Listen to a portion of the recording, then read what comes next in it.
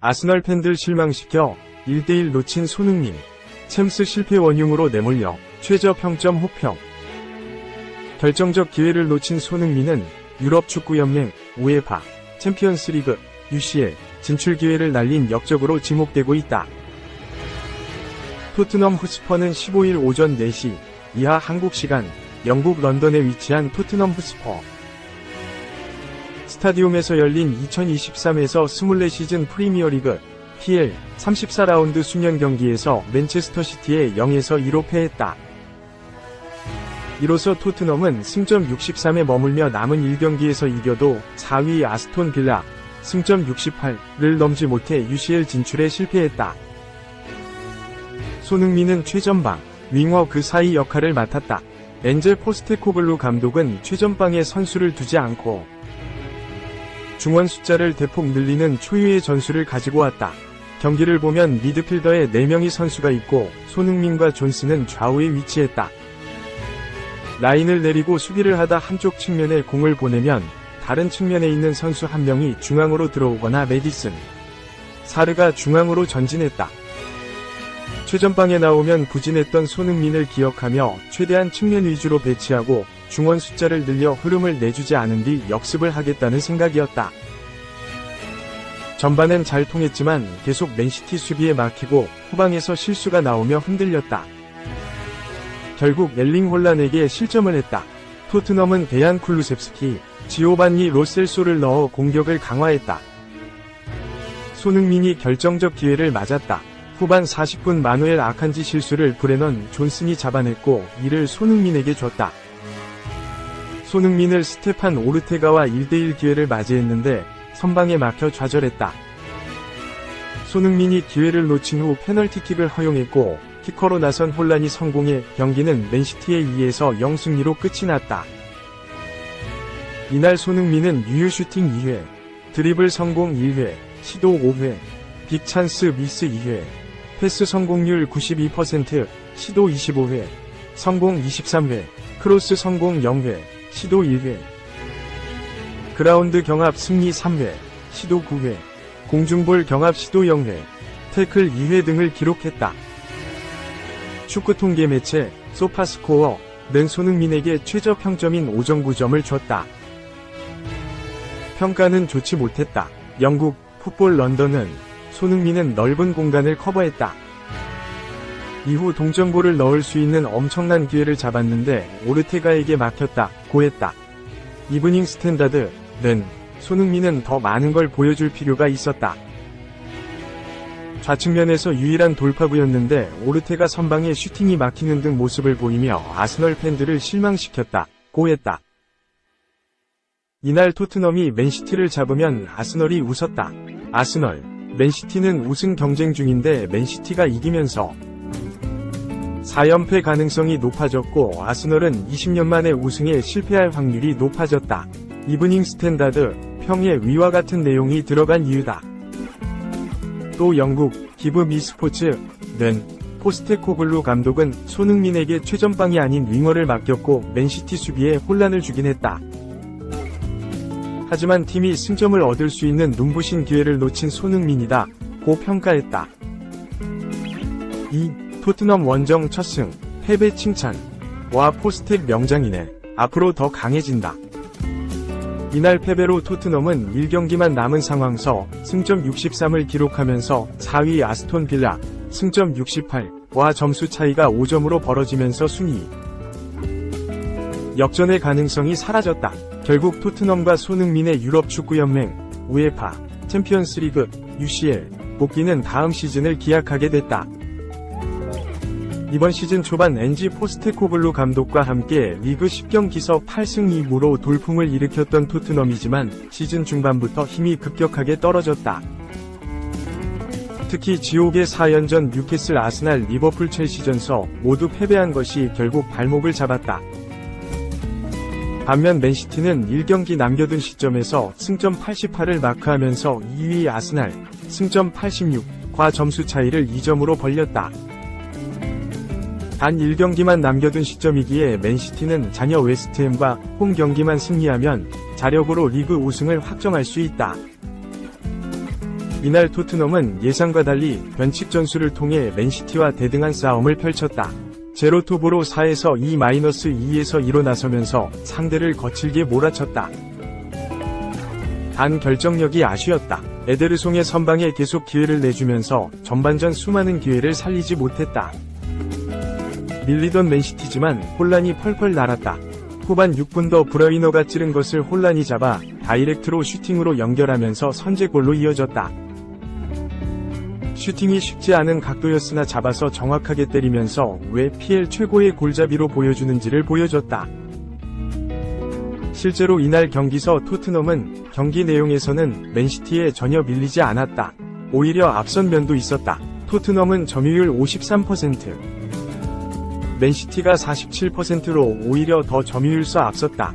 슈팅 개수만 봐도 토트넘이 10개, 유효 슈팅 5개로 맨시티 8개, 유효 슈팅 5개보다 많았다. 한편 이 경기는 2018-2019 시즌 토트넘 호스퍼 스타디움이 개장한 이후로 맨시티가 리그 토트넘 원정서 얻은 첫 승리다. 심지어 골도 혼란의 골이 처음이었다. 이전 4시즌 리그 원정 경기서 토트넘이 4연승을 거두고 있었다. 토트넘의 UCL 결승행을 이끈 4강전도 토트넘 호스퍼 스타디움에서 열렸다.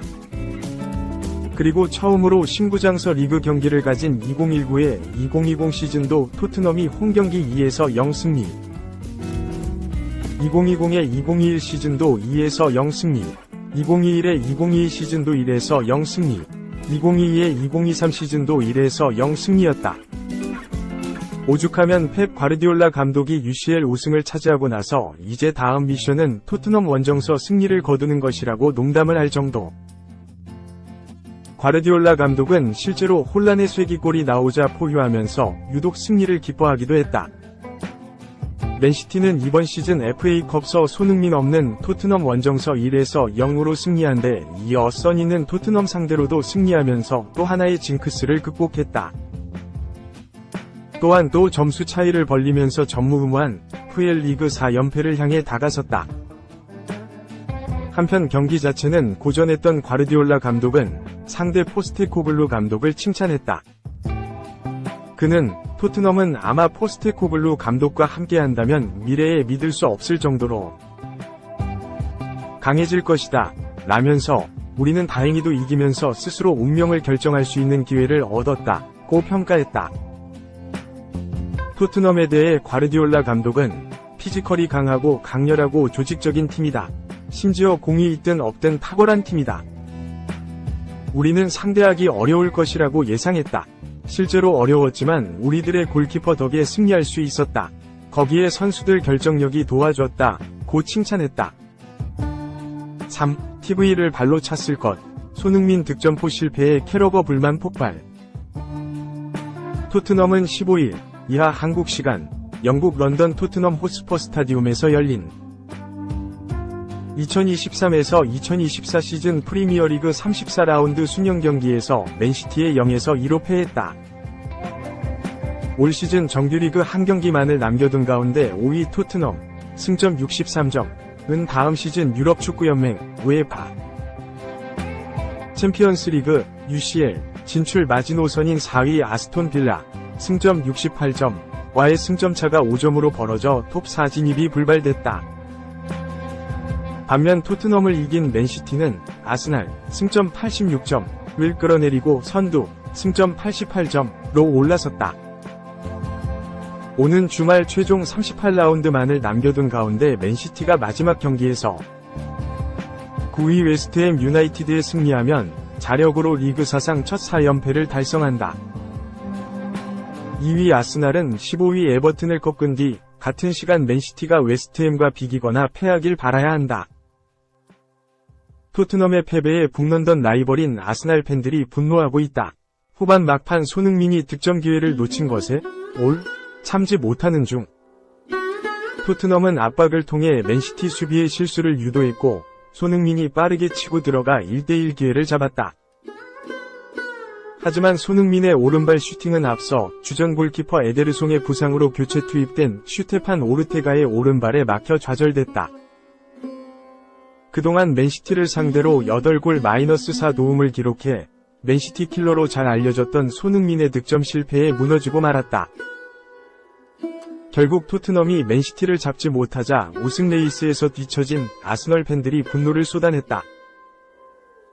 특히 1대1 찬스를 놓친 손흥민에게 비난의 화살이 향했다. 일부 팬들은 손흥민의 SNS를 찾아가 아스널 우승을 막기 위해 일부러 놓친 게 틀림없다고 적었다. 또 다른 팬들은 손흥민이 맨시티 우승에 베팅, 스포츠 도박한 것이 아니냐는 위험한 추측까지 했다. 리버풀 출신이자 해설위원으로 활동 중인 제이미 캐러건은 손흥민의 득점 실패에 전세계 아스날 팬들이 두 발로 TV를 걷어찼을 것이라고 말하기도 했다. 4. 드록바의 후계자가 온다. 첼시 괴물 공격수 오시멘 영입전에서 선두, PSG보다 선호. 영국 매체 팀토크는 14일 한국 시간 첼시는 다음 시즌 계획을 확정하는 중요한 몇 주를 보내고 있으며 여름에 새로운 중앙 공격수를 영입하는 것을 최우선 과제로 삼고 있다 라고 보도했다. 첼시는 여름 이적 시장에 공격력을 강화할 스트라이커를 찾고 있다. 콜 팔머가 리그에서 21골을 넣으며 잠재력이 만개했지만 그는 최전방 공격수는 아니다. 지난해 여름에 합류한 니콜라 잭슨은 리그에서 14골을 터뜨렸지만 골 결정력에 대한 의문 부호는 남아있다. 첼시의 최우선 영입 대상으로 떠오른 선수가 오시멘이다. 오시멘은 2020년 9월 7천만 유로, 하나 약 1035억 원의 나폴리 유니폼을 입었다.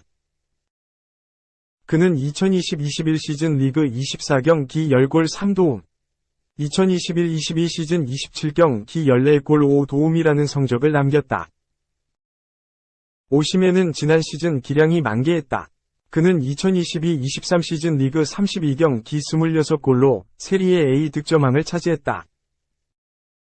오시멘의 맹활약 덕분에 나폴리는 1989-90 시즌 이후 33년 만에 리그 정상에 올랐다. 오시멘은 이번 시즌 31경기 17골 4도움을 기록하고 있다. 오시멘은 지난해 12월 나폴리와 2026년까지 계약을 연장했지만 1억 3천만 유로, 하나 약 1923억 원의 바이아웃 조항이 있다. 오시멘과 연결되는 구단은 첼시와 PSG다. 팀토크에 의하면 오시멘은 첼시 출신의 공격수 디디에 드록바에 대한 사랑 때문에 첼시행을 선호하는 것으로 알려졌다. 첼시가 오시멘 영입에 성공할 수 있을지 주목할 일이다.